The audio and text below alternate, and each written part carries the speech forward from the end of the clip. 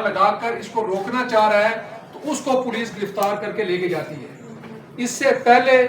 آپ نے دیکھا کہ فرانس کے اندر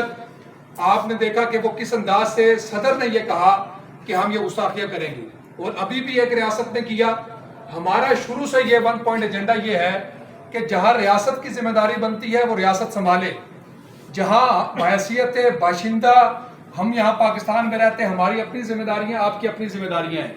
آج کی آل پارٹیز بلانے کا مقصد یہ ہے کہ جو وزیر اعظم شہباز شریف صاحب نے اعلان کیا احتجاج کا، ہم اس کے اوپر ان کا شکر گزار ہیں، لیکن ہم ان سے یہ سوال پوچھتے ہیں کہ یہ احتجاج آپ کیوں کر رہے ہیں؟ آپ کے پاس تو فورم ہے، آپ کے پاس اختیارات ہیں، آپ اس کا استعمال کریں۔ ہمارا آپ سے مطالبہ یہ ہے کہ تمام مسلم ممالک کے جو وزراء خارجہ ہیں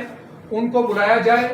آپ ایک کانفرنس کریں، کانفرنس کرنے کے بعد ایک اعلامیہ لائیں، اس اعلامیہ کو کیس کی شکل بنائیں اور اس کیس کو آپ عالمی عدالتوں میں لے کر جائیں، اور عالمی عدالتوں میں لے کر جانے کے بعد اس کی قانون سازی ہونی چاہیے۔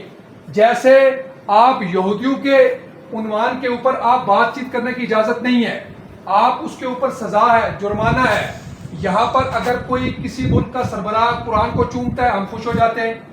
کوئی یورپ سے کوئی وزیر اعظم کہہ دیتا ہے کہ جی میں اس کی مذمت کرتا ہوں، ہم خوش ہو جاتے ہیں۔ بھائی یہ مذمت مرمت کی بات نہیں ہے، یہ آپ کی قانون سازی ہونی چاہیے۔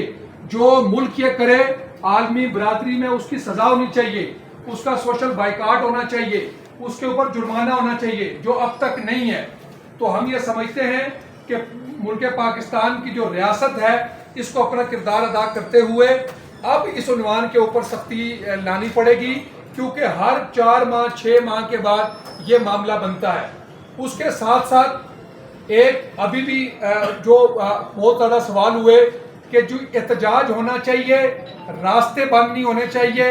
اسلام نے ان چیزوں سے ممانعت کی ہے، کسی کو تکلیف نہیں ہونی چاہیے، بالکل تکلیف نہیں ہونی چاہیے۔